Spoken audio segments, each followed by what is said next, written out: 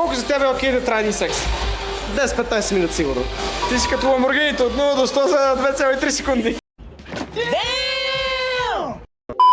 Кажи ме, Вангелис, кой трябва да плати сметката на първа среща? По принцип винаги плаща мъжа. Това е негово задължение. Момичето е важно да просто чувства комфорт с мъжа. Това е важното. За ли против секса на първа среща? Ами аз съм против принцип. Хубаво едно момиче да го познаеш, да излезе 3-4 пъти и чак тогава вече да стигнете до някъде по-задълбочено. Колко за тебе е окей да трае един секс? 10-15 минути сигурно. Ти си бързичък, бе! Нали? Не ги бавиш! Абсолютно, да.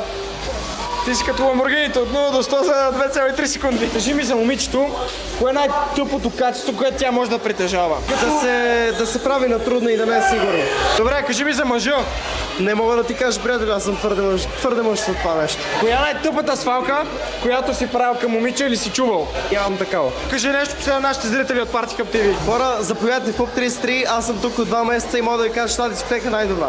Заповядайте тук, няма да съжалявате наистина.